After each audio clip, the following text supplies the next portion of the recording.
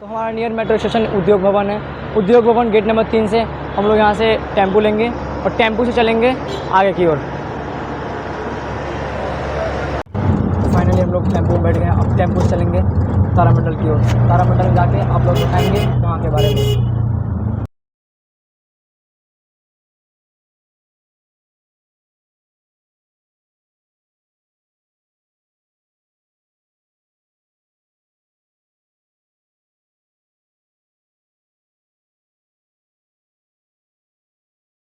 तो hello guys, welcome back to my new vlog video. मैं रोशन और आप सभी देख रहे हैं रोशन रॉक ब्लॉग चैनल। तो आज मैं आप सभी को लेकर आऊँ दिल्ली के नेहरू प्लेटिनम में, जिसको हिंदी में नेहरू तारामंडल भी कहते हैं। आज मैं नेहरू प्लेटिनम का आपको फुल एक्सप्लोर करवाने वाला हूँ। यहाँ की पूरी जानकारी देना चाहूँगा आप लोगों को कि कैसे यहाँ पे आ सकते हैं, नियर मेट्रो स्टेशन क्या है, लोकेशन क्या है और टिकट प्राइस क्या है यहाँ का। तो 3D एनिमेशन के साथ हम लोग आज देखेंगे। तो चलिए पहले ले लेते हैं हम लोग टिकट, उसके बाद से चलते हैं नेहरू प्लेटिनम के अंदर, नेहरू तारामंडल के अंदर। तो चलिए और चैनल पर नहीं है तो वीडियो को लाइक करके चैनल को सब्सक्राइब जरूर से कर लीजिएगा। इस गेट से एंट्री करते ही आप लोगों को यहाँ पे पार्किंग एरिया दिख जाएगा, जिसमें 2 व्हीलर और 4 व्हीलर दोनों आप लोग पार्क कर सकते हैं। यहाँ से वहाँ तक पार्किंग एरिया है, देख लीजिए। जैसे कि ये है नेहरू प्लेटिनम और इसके अंदर हम लोग चलते हैं। टिकट पहले ले लेते हैं, उसके बाद से इसके अंदर एक्सप्लोर करेंगे। पूरी शो का 100 रुपये है शो का। और देखिए इंग्लिश में आप लोग देखना चाहते हैं तो 11 बजे से चालू हो जाएगा, हिंदी वाला 12 बजे से। फिर देख लीजिए यहाँ पर टाइमिंग है यहाँ का। और 3D शो देखना चाहते हैं तो ये देखिए आप लोग यहाँ पे दिख सकता है आप लोगों को कितने टिकट प्राइस है। उसके बाद से इंग्लिश में अलग होता है और हिंदी का अलग होता है, तो देख सकते हैं आप लोग। तो अभी है हम लोग का नेहरू तारामंडल बंद, क्योंकि हम लोग पहुँचे हैं 1 बजे, इसलिए बंद है। तो चलिए तब तक ले नेहरू तारामंडल के आसपास क्या क्या चीज़ें हैं उन सब चीज़ों को एक्सप्लोर करते हैं। तो देखिए गाइस, इसके ऊपर हम लोग चलते हैं। ये स्मारक है, आप लोग को पता हो कि ये क्या है तो हमें कमेंट में ज़रूर बताइएगा। चलिए इस साइड, और इस साइड हम लोग देखेंगे तो इधर प्रधानमंत्री संग्रहालय है, उस चीज़ का भी आप लोग को एक्सप्लोर करवाने वाले हैं। तो पहले चलते हैं इसके ऊपर।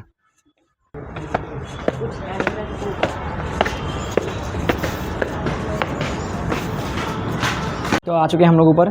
देखिए ऊपर किला है, किला टाइप का है। और हम लोगों ने नीचे पढ़ा था कि अगर इस किला को, स्मारक को कोई भी अगर किसी प्रकार से क्षति पहुंचाने का अगर कोई प्रयत्न करेगा तो उसके ऊपर 1 लाख का जुर्माना प्लस में 2 साल का जेल हो सकता है। तो देखिए क्षति पहुंचाने का में एक ये नाम हो सकता है। यहाँ पे देख सकते हैं आप लोग, नाम लिखा गया है, जो कि बिल्कुल विरुद्ध है। अगर आप लोगों को किसी ने गार्ड ने देख लिया, उसके बाद से आप लोगों को 1 साल का 2 साल का भरना पड़ जाएगा। देखिए यहाँ पे लिखा हुआ है कुछ। तो ये लिखना बिल्कुल भी कानूनन कार्रवाई कर सकते हैं आप लोग के ऊपर। देखिए कि आप लोग अब यहाँ पे आएँ तो ये सब गलती ना करें। देखिए ऐसे ही किला के स्मारक के जैसे ही एकदम। तो चलिए आगे देखते हैं, प्रधानमंत्री संग्रहालय की ओर चलते हैं और देखते हैं उधर क्या क्या चीज़ें हैं। तो अभी हम लोग इस स्मारक से उतर चुके हैं, अब चलते हैं प्रधानमंत्री संग्रहालय की ओर। प्रधानमंत्री संग्रहालय में ज़्यादातर बहुत सारे बच्चे आते हैं, स्कूल की बसेस आती हैं, जो कि प्रधानमंत्री संग्रहालय के बारे में बताया जाता है। और संग्रहालय को इंग्लिश में क्या बोलते हैं आप लोग एक बार कमेंट करके ज़रूर बताइएगा। और देखिए यहाँ चलते हैं इधर की ओर। तो इधर हम लोग आपको पीछे दिखा सकते हैं कि इधर पूरा प्रधानमंत्री संग्रहालय है, दिख रहा होगा आप लोगों को कैमरे में। और ये पार्क प्रधानमंत्री संग्रहालय के जस्ट अपोजिट यहाँ पे देख सकते हैं आप लोग कैंटीन है। और चलिए आगे दिखाते हैं आप लोग को इसके में क्या क्या चीज़ें हैं। देखिए प्रधानमंत्री संग्रहालय यहाँ पे है, देख सकते हैं आप लोग कितना ही अच्छा यहाँ पे लिखा गया है। अशोक स्तंभ भी है। और आगे चलते हैं, आगे देखते हैं क्या क्या चीज़ें हैं। इस साइड आप लोग देख सकते हैं, इस साइड प्रधानमंत्री संग्रहालय का पार्किंग एरिया है। और चलिए इधर दिखाइए,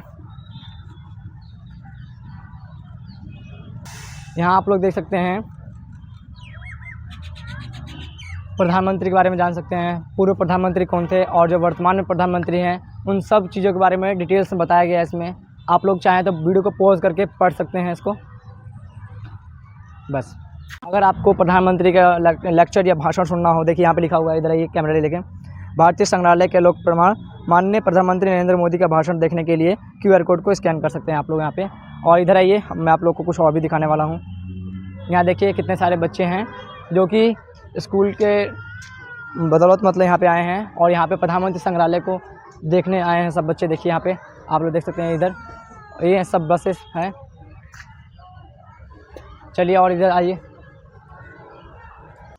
अगर आप लोग चाहते हैं प्रधानमंत्री संग्रहालय के अंदर जाना, एक्सप्लोर करना चाहते हैं, देखना चाहते हैं, तो यहाँ पे आप लोग को टिकट मिल जाएगा, जो कि इसका टिकट प्राइस होगा 50 रुपये। और टिकट लेने के बाद आप लोग यहाँ से एंट्री कीजिएगा। एंट्री करते हुए आप सबको दिख रहा होगा यहाँ पे प्रधानमंत्री संग्रहालय। संग्रहालय के अंदर हम लोग को वीडियो बनाना अलाउड नहीं है, कोई भी लोग वीडियो नहीं बना सकते हैं, इसलिए हम लोग वीडियो अंदर नहीं बना पाएंगे। पर अभी के लिए इतना दूरी काफ़ी है। और जो अगर बच्चे आते हैं तो फ़ोटो वोटो खींचना अलाउड है, पर ऐसे वीडियो बनाना अलाउड नहीं है। तो तब तक के लिए इतना ही। तो आप चलते हैं नेहरू तारामंडल के अंदर। नेहरू प्लैटिनम का 2 बजे 1 बजे लंच था और अब 2 बजे खुल चुका है, तो 2 बजे चलेंगे। अब इसके अंदर चलते हैं, पहले लेते हैं टिकट, उसके बाद से अंदर का 2D एनिमेशन पहले आप लोग को देखने को मिलेगा, उसके बाद से आप लोग को 3D एनिमेशन मिलेगा देखने को। चलिए देखिए, खगोलीय विज्ञान और अंतरिक्ष विज्ञान की कहानी देख सकते हैं आप लोग, बाहर के व्यू। अब चलिए इसके अंदर इनके बारे में परिचय लेना है, तो देख लीजिए यहाँ पे लिखा हुआ है, इसको आप वीडियो पॉज करके पढ़ सकते हैं। देखिए अंदर आएंगे, देखिए ऐसे ये पोज हो रहा है, देख सकते हैं आप लोग, ऐसे जूमिंग हो रहा है। और देखिए ऐसे घुमा रहे हैं आप लोग।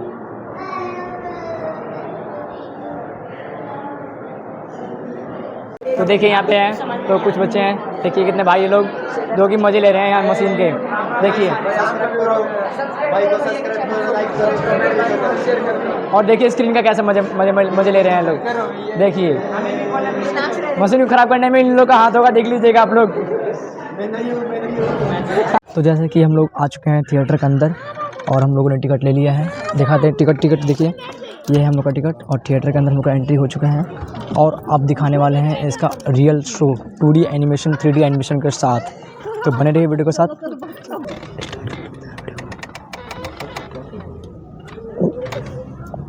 माय गॉड, देखिए गाइस,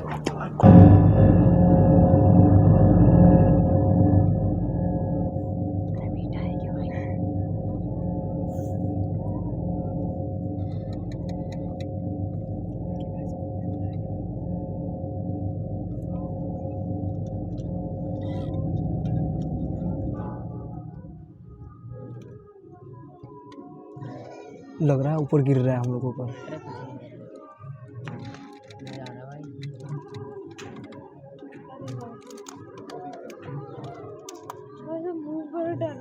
बिल्कुल बिल्कुल भाई, मुझे भी डर लग रहा है पूरा। कमजोर दिल के हो तुम।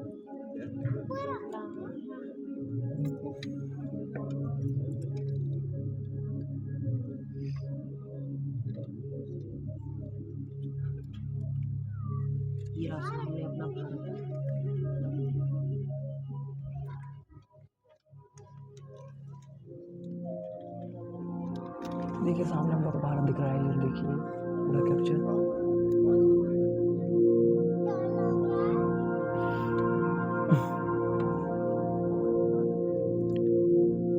लग रहा है हम लोग को ऊपर गिरेगा।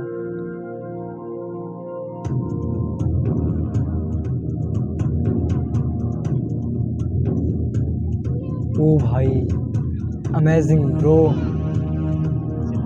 अब लग रहा है, अब डर लग रहा है भाई। बिल्कुल बिल्कुल।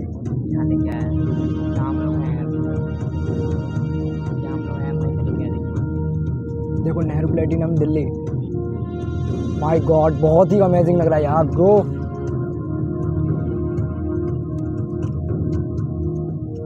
देखिए ये तो मस्त है, एकदम मस्त है।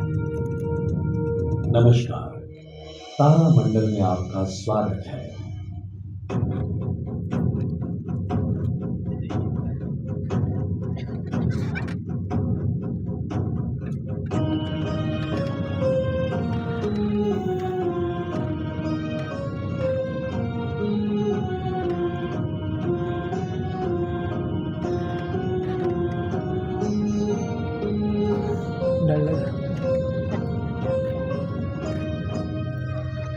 सूर्यास्त हो चुका है। जैसे जैसे चारों ओर अंधेरा छा रहा है, वैसे वैसे हजारों तारे आसमान में चमकते हुए दिखाई देते हैं।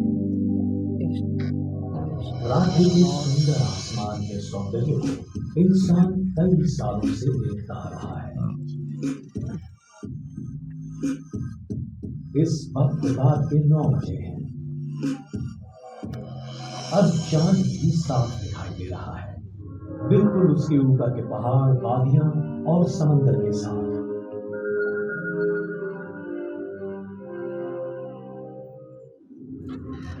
उस चक्र के अंदर के उन तारों की ओर देखो। इस चक्र को शीत वृत्त के नाम से पहचाना जाता है। यहाँ देखिए, ये है वृषभ नक्षत्र या वृषभ राशि। पास ही में दिखाई देता है ओरायन यानी मृगशीर्ष, शिकारी या महाव्याध नक्षत्र। पास ही में उसका भरोसेमंद शिकारी साथी कैनिस मेजर यानी बृहस्पति, इसे श्वान भी कहते हैं। और वहां जो दिख रही है वो है मेष राशि। बृहस्पति के पास ही है कैनिस माइनर यानी कि छोटा श्वान। थोड़ी सी कल्पना शक्ति लगाकर अगर हम इन कंकालों में हाड़ मांस भर के देखें तो हमें ये संपूर्ण भाग प्राणी या योद्धाओं से भरा लगने लगेगा।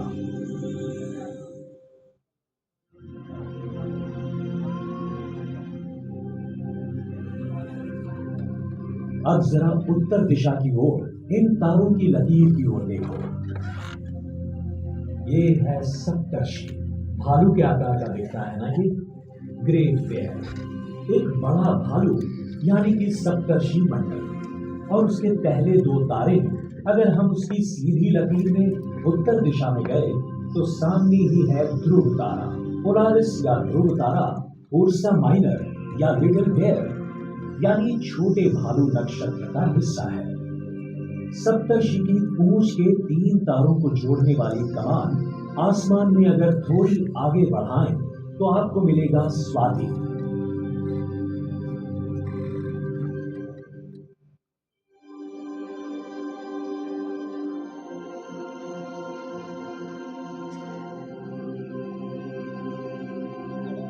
आर्कटूरस या स्वाति नक्षत्र में समाविष्ट है बोटेस या भूतक का तारापुंज। ये तारे एक साथ मिलकर सिंह जैसे दिखाई देते हैं। इनको कहते हैं सिंह राशि। और उससे पहले आता है कन्या नक्षत्र या कन्या। कन्या नक्षत्र में चमकने वाली वो शानदार चीज देखी, वो एक तारा नहीं है, वो एक ग्रह है, शनि।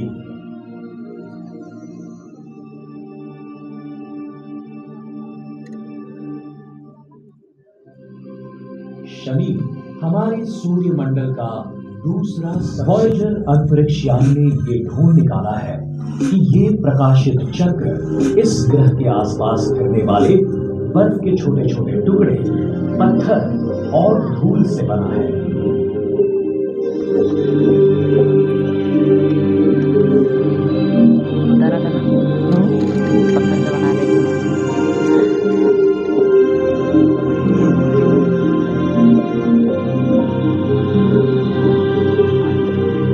ये शनि अन्य 7 ग्रहों के साथ सूर्य के आसपास घूमता है।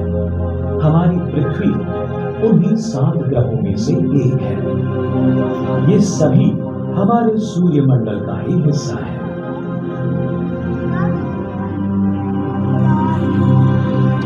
हम आशा करते हैं कि आप अपने रोजमर्रा के व्यस्त जीवन में से थोड़ा सा वक्त निकालकर आकाश का निरीक्षण करेंगे। और आज हमने जिन नक्षत्रों की सुंदर आकृतियां देखी, जिनसे हमारी पहचान हुई, उन्हें ढूंढने की कोशिश करेंगे।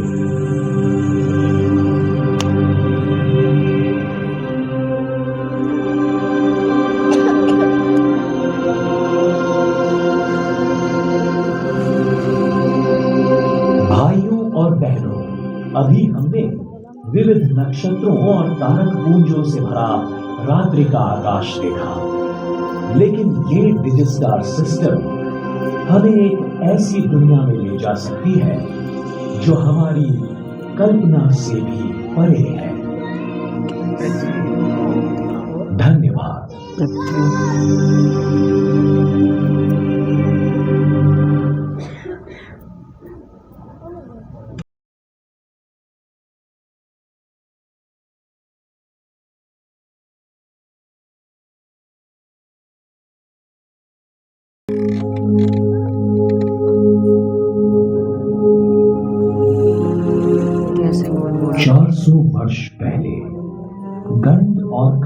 विज्ञान के एक मध्यम आयु के प्रतिभाशाली प्राध्यापक ने अपने हाथों से बनाए दूरबीन से पहली बार आसमान की ओर देखा।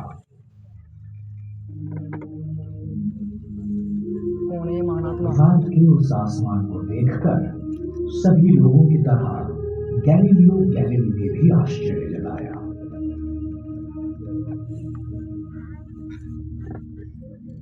उन्हें लगा शायद उन्हें चांद तारों का और बेहतरीन नजारा होगा। कुछ ही समय पहले जहाजों जैसी दूर की चीजों को नजदीक से देखने के लिए दूरदर्शक यंत्रों का आविष्कार किया गया था। गैलीलियो ने एक ज्यादा शक्तिशाली दूरदर्शक यंत्र बनाया और उसे ऊपर की ओर घुमाया। क्या वो दूरबीन उन्हें विश्व की वो चीजें दिखा पाई जो खाली आंखें नहीं देख पाती? गैलीलियो पहले मनुष्य थे जिन्होंने चांद पर होने वाले पहाड़ों और गड्ढों को देखा। उनसे पहले लोगों का मानना था कि चांद एकदम सपाट है, पर गैलीलियो के दूरबीन ने स्पष्ट रूप से दिखा दिया कि उसकी सतह पृथ्वी की सतह जैसी है। जब उन्होंने अपनी दूरबीन बृहस्पति ग्रह की ओर घुमाई तो उसके चारों ओर 4 छोटे तारों को देखकर वो हैरान हो गए।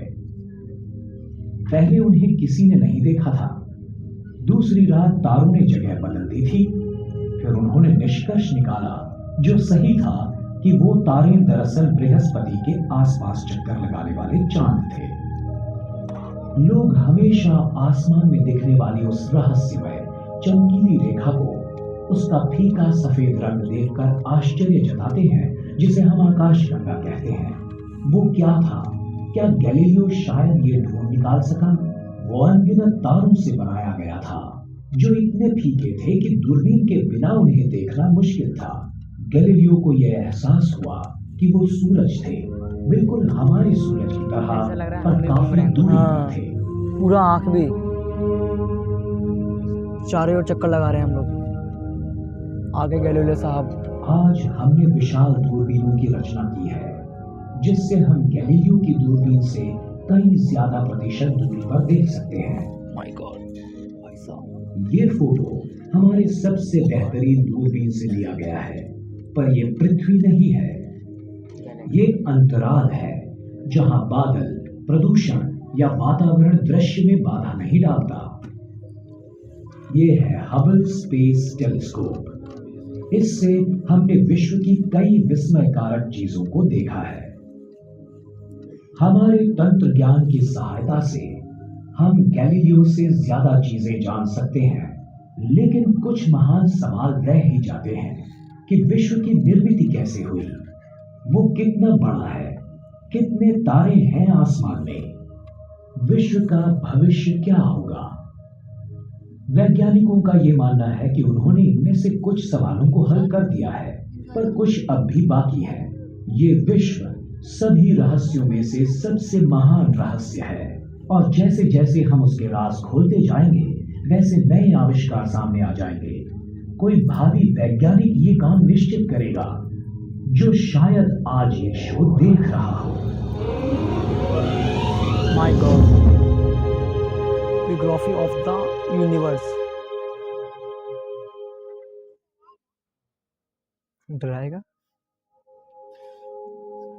आज के विज्ञान का अनुमान है कि विश्व की आयु लगभग 14 अरब वर्ष है।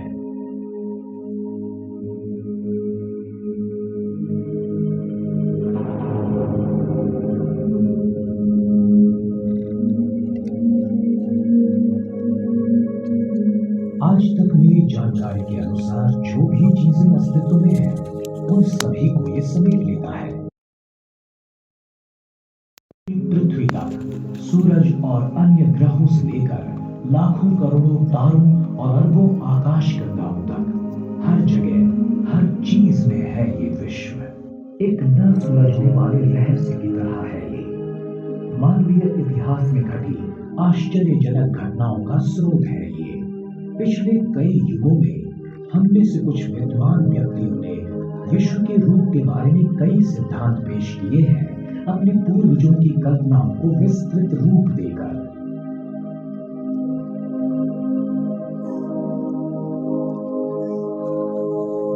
आज के विश्व की ये कहानी गतकाल के उन महान खगोल वैज्ञानिकों को शायद अजीब लगेगी, जैसे भारत के विश्वामित्र, ग्रीस के टॉलेमी, भारत के आर्यभट्ट, पोलैंड के कोपरनिकस और इटली के गैलीलियो।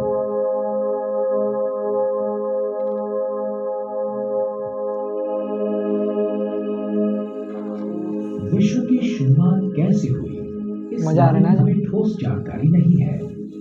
कुछ लोग मानते हैं कि उसकी निर्मिति बहुत सालों पहले हुई थी और कुछ मानते हैं कि वो पहले से ही अस्तित्व में था।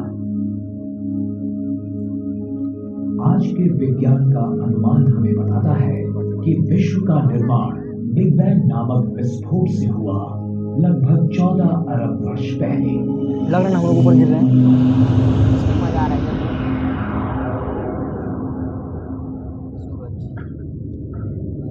नहीं, बादल छाया हुआ है। इस सिद्धांत के अनुसार विश्व का पूरा द्रव्य एक छोटी सी गोली के आकार की किसी वस्तु में केंद्रित हुआ होगा।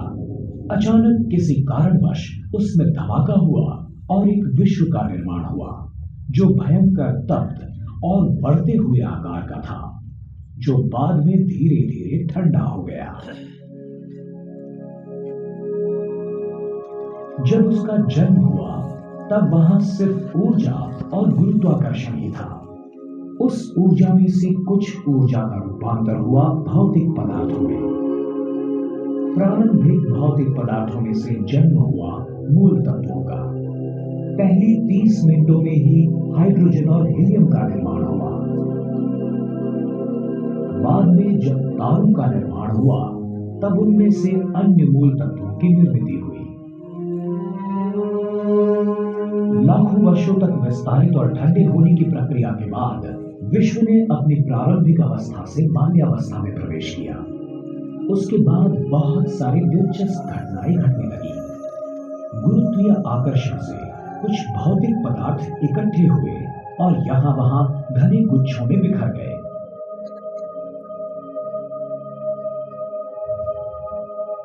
ये वायु और धूल से भरे गुच्छे अंत में ढह गए और आकाश गंगाओं में बदल गए। आकाश गंगाओं के हाइड्रोजन और हीलियम वायु बिखरकर उनमें से छोटे बादल बन गए। इन बादलों में से आकाश गंगाओं के पहले तारों का जन्म हुआ। शुरुआत में निर्माण हुए बहुतांश तारे अति विशाल थे, पर कुछ लाख वर्षों तक ही वो टिक पाए। फिर उनका विस्फोट हुआ प्रलयंकर धमाकों में, जिन्हें सुपरनोवा के नाम से जाना जाता है। जीवन के लिए आवश्यक मूल तत्वों का निर्माण इन विशाल तारों के आंतरिक भाग में हुआ। जब उनका विस्फोट हुआ तब ये मूल तत्व आंतरतारकीय अवकाश की कड़ी शीतलता में फेंके गए। इन सुपरनोवा के विस्फोटों ने दूसरी पीढ़ी के तारों के निर्माण की प्रक्रिया की शुरुआत की।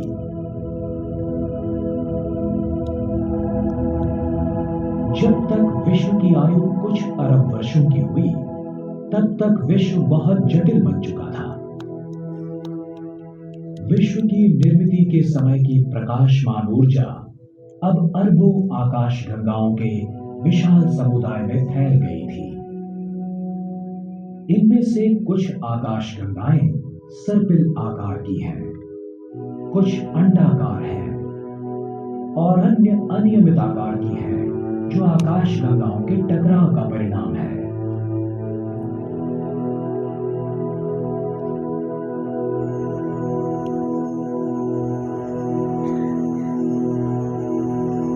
तारों की कई पीढ़ियों ने एक के बाद एक जन्म लिया। जीवन के लिए आवश्यक कार्बन, ऑक्सीजन और लोह जैसे मूल तत्वों की निर्मिति की गई। अंततः उनका नाश हुआ। जैसे जैसे विश्व लाख वर्षों में आकारमान में बढ़ता गया, वैसे वैसे वो पतला और विरल और ज्यादा ठंडा होता चला गया। सैकड़ों वर्षों पहले हमारा ये मानना था कि पृथ्वी ही विश्व का केंद्र है।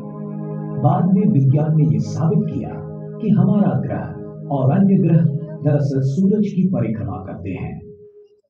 आज हम जान चुके हैं कि सूरज खुद एक तारा है, उन 4000 लाख तारों में से जिनसे आकाशगंगा बनती है। पर हमारी आकाशगंगा जो अनगिनत तारों से बनी है, वो भी छोटी लगती है जब हमें ये महसूस होता है कि वो भी विश्व की अनगिनत आकाशगंगाओं में से केवल एक ही है। हमारी इस आकाशगंगा का निर्माण अरबों वर्षों पहले एक बड़े धमाके के बाद हुआ, मतलब अंदाजन 13.2 अरब वर्ष पहले। उसके सबसे प्राचीन तारों की आयु अंदाजन 10 अरब वर्ष है और सबसे नए तारे कुछ करोड़ों वर्ष की आयु के हैं। वास्तव में छोटे तारों का जन्म हर दिन होते ही रहता है। हमारा सूरज मध्यम आयु का तारा है। उसकी आयु है 4.5 अरब वर्ष। वायु और धूल से भरे एक बादल से उसका जन्म हुआ, जिसे हम सोलार नेबुला के नाम से जानते हैं। एक विस्फोटक तारे की मृत्यु हुई और उसमें से सूरज का जन्म हुआ। एक विनाश होते तारे के विस्फोट से निकली कंपन लहरों से सौरमंडल की निर्मिति की शुरुआत हुई। उस बादल से निकले वायु और धूल की अधिकांश मात्रा से सूरज की निर्मिति हुई और थोड़ी सी धूल और वायु इकट्ठी होकर सूरज के चारों ओर से छल्लों का तथा मलबे का निर्माण हुआ। इन छल्लों का बहुतांश द्रव्य इकट्ठा होकर उनमें से बुध, शुक्र, पृथ्वी, मंगल, गुरु, शनि, यूरेनस, नेपच्यून जैसे ग्रहों का निर्माण हुआ। द्रव्य के कुछ बचे कणों से प्लूटो जैसे छोटे ग्रह, ग्रहिका और धूमकेतु बने। 8 ग्रहों में से तीसरा ग्रह पृथ्वी एक ऐसे क्षेत्र में स्थित है जहां जीवन विकसित हो सकता है। शुक्र की तरह वो सूरज से इतना भी नजदीक नहीं है जहां पानी उबलता रहता है, और वो इतना दूर भी नहीं है जहां पानी का बर्फ बन जाए, जैसे कि मंगल। पानी जल रूप में जीवन विकास के लिए और उत्क्रांति के लिए आवश्यक है। शुरुआत में पृथ्वी काफी तप्त थी। वहां वातावरण का अभाव था। यथावकाश बाहरी सतह ठंडी होकर सख्त पपड़ी जैसी हो गई, जिसका अंतर्भाग पिघली हुई शिला से बना था। कई जगहों पर पपड़ी फाड़कर अंदरूनी द्रव्य बाहर आया और ज्वालामुखी बन गए। इनमें से तप्त लाल रंग का लावा और वायु बरसने लगी। इन वायुओं ने पृथ्वी का पहला वातावरण बनाया।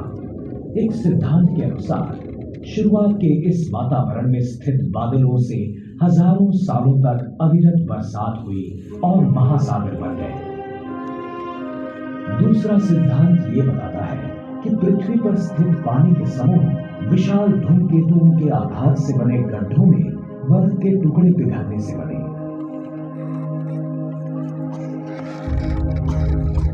अगर आप हमारे ग्रह का जन्म आसमान से देखते तो नजारा कुछ इस तरह का होता। तकरीबन 4.5 अरब वर्षों पहले सूर्यमंडल के घनीभूत होने की प्रक्रिया शुरू हुई। 2000 करोड़ वर्षों के बाद पृथ्वी का निर्माण हुआ। 3000 लाख वर्षों बाद पृथ्वी पर वातावरण और महासागर बन गए। फिर 5000 लाख वर्ष बीत गए और नीले हरे रंग के शैवाल के रूप में जीवन के आदिम रूप प्रकट हुए। 5000 लाख वर्ष और बीत गए और जीवाणु तथा वनस्पति अस्तित्व में आए। उसके बाद करोड़ों वर्षों की कालावधि के दरमियान अधिक से अधिक जटिल जीवों का निर्माण होता रहा, पहले समुद्र में और बाद में जमीन पर।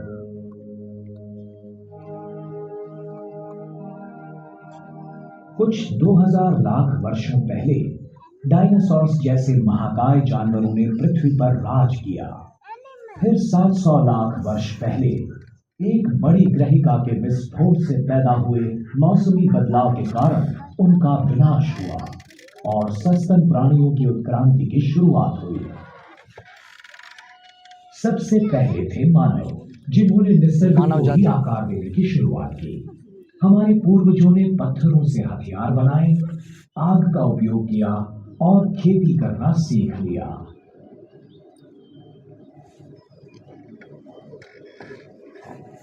पथिकों और भटकरिए लोगों से हम आदिवासी बन गए।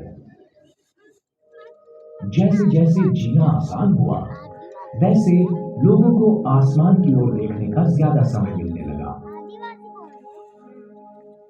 रात के आसमान में दिखने वाले तारों के फैलाव को देखकर हमारे पूर्वजों ने परिचित आकार तथा प्रतिमाओं की कल्पना की, जिन्हें हम नक्षत्र कहते हैं। आज हम जान गए हैं कि पूरे आसमान में 88 नक्षत्र हैं।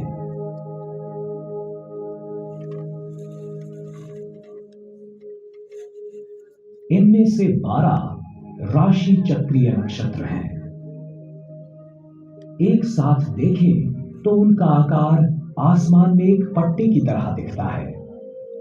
सूरज, चांद और ग्रह इस राशि चक्र के पट्टे से गुजरते हैं, ऐसा आभास होता है।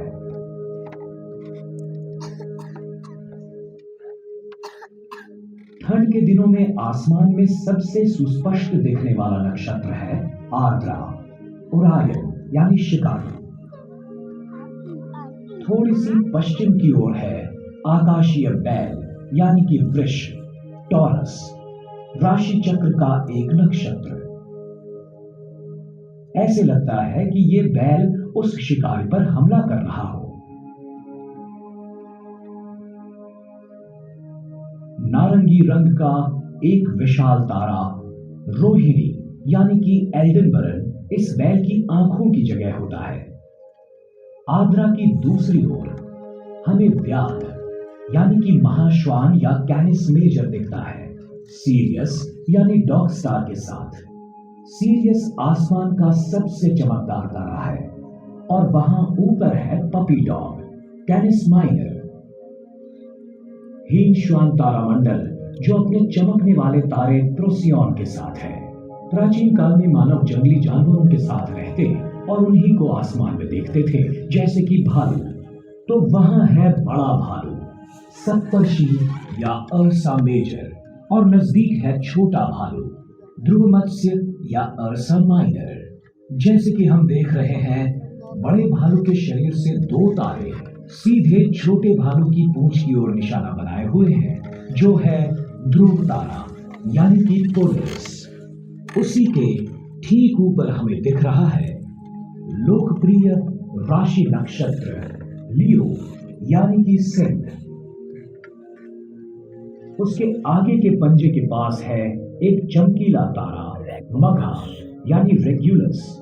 ये दरअसल 4 तारे हैं और पूंछ के नजदीक है गैनेबोला जो एक जवान तारा है। दक्षिणी आसमान में हम देख सकते हैं एक प्राचीन जहाज को, नौका मंडल को, जो है आर्गो। हमने इस जहाज को 3 नक्षत्रों में बांट दिया है। इस प्राचीन जहाज के पार को कहते हैं वेला, इसका पिछला हिस्सा पपीज और नौतल को कहते हैं करीना। करीना का अगस्ती यानी कैनपस इस आसमान का दूसरा चमकीला तारा है। अगस्ती का उपयोग नौका परिवहन में दिशा दर्शक के रूप में किया जाता है। दक्षिण में एक और नक्षत्र है जिसका उपयोग भी नौका परिवहन में होता है। वो ये है जो 4 तारों से बनता है और आकार में एक क्रूस जैसा है। ये है दक्षिणी क्रूस यानी त्रिशंकु या क्रक्स।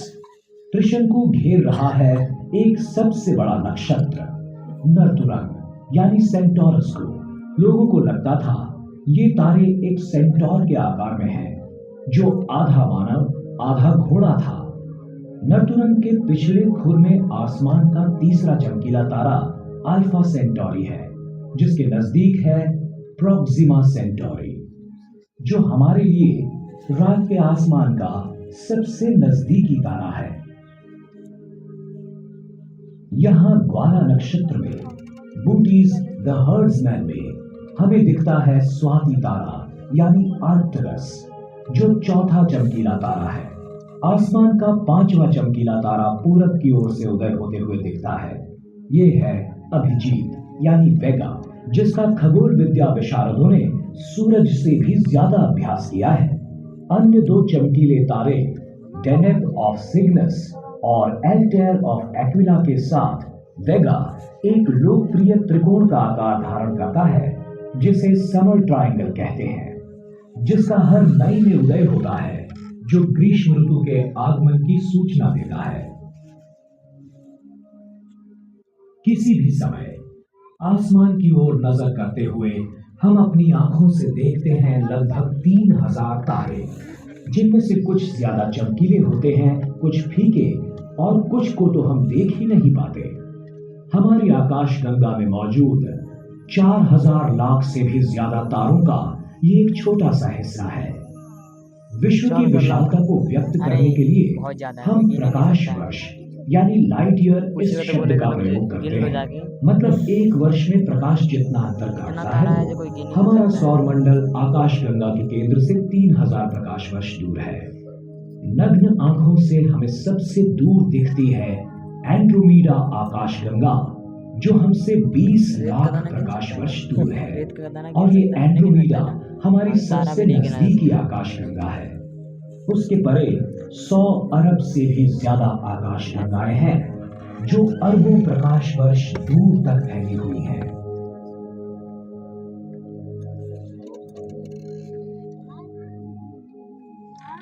हमने हजारों वर्षों तक विश्व का निरीक्षण करके उसे समझने की कोशिश की है।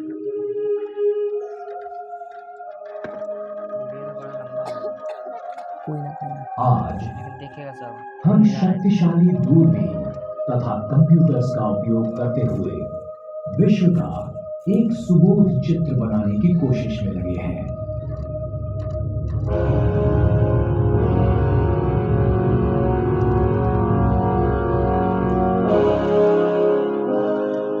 हमें एक सवाल हमेशा आकर्षित करता है, क्या दूर वहां पर जीवन है? कुछ आसमान निरीक्षक सिर्फ उस अलौकिक प्राणी मात्रों की खोज में डूबे लग रहा है अंदर आ गए ना हम लोग के। हाल ही में हमने ये खोज लगाई है कि कई तारों की डर नहीं लग रहा छोटू? ग्रहमालाएं हैं। डर नहीं लग रहा ऊपर गिरेगा हम लोग के। कुछ खगोल वैज्ञानिकों के अनुमान से विश्व में ऐसी अरबों जगहें होंगी जहां जीवन संभव हो सकता है, पर अभी तक तो हमें विश्व में अन्य कोई जगह ऐसा कोई सबूत नहीं मिला है।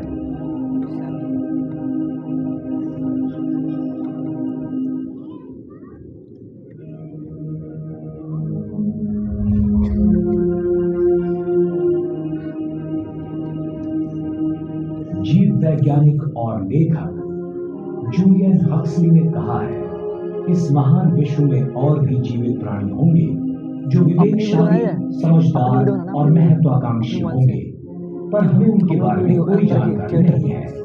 हम बस इतना ही जानते हैं कि मानव का मन और व्यक्तित्व अद्वितीय है और वो इस विश्व को प्राप्त हुई सबसे उच्चतम चीजें हैं।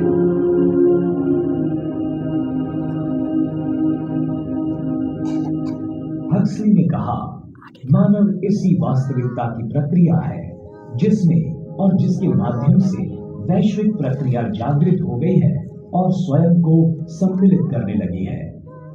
यानी कि विश्व हमारे बिना अस्तित्व में नहीं रह सकता। लाइट जलेगा तब लाइट जल गया। जो भी हमारे सामने प्रतीत हो रहा है, हम उसमें स्वेच्छा से शामिल हुए हैं।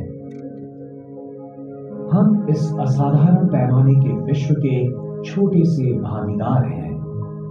बड़ी अजीब बात है कि इस विश्व ने हमें हिस्सेदार बनाया है। प्रजातीय तौर पर हमारा भविष्य विश्व की होने वाली उत्क्रांति पर निर्भर है। इसका आवाज लगाया जाएगा दूसरा किसी का? इसी का आवाज रहने दो। अरे कितना अच्छा तो बता रहा है।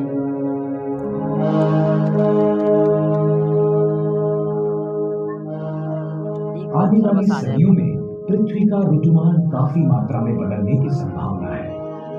जो महाद्वीप एक दूसरे से अलग हो रहे हैं, एक दिन एक दूसरे से टकरा सकते हैं। इस टकराव में पुराने पर्वत नष्ट होकर नए उभर सकते हैं। डायनासोर्स के समय जैसा हुआ था, तैसे ही एक बड़ी ग्रहिका पृथ्वी पर गिर सकती है।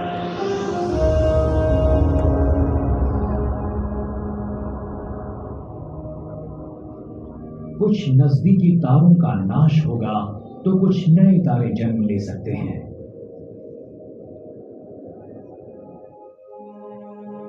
अरबों वर्षों के बाद सूरज भी एक महाकाय लाल गोले में प्रसारित हो सकता है और पृथ्वी तथा उसके परे सभी चीजों को समेट सकता है। अतीत में कुछ खगोल वैज्ञानिकों ने सिद्धांत रचा था कि हमारे बढ़ने वाले विश्व की गति में बाधा आ सकती है, वो रुक सकता है और वो ढह भी सकता है।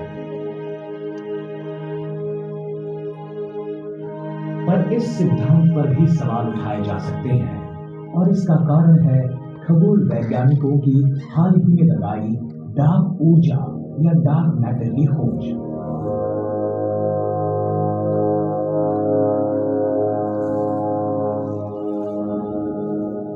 वो डार्क मैटर क्या है, इसके बारे में हमें सही जानकारी तो नहीं है, पर हम इतना जानते हैं कि विश्व का बड़ा हिस्सा इनसे बनता है और ये साबित करती है कि विश्व केवल आकार में नहीं बढ़ रहा, बल्कि उसकी गति भी तेज हो रही है।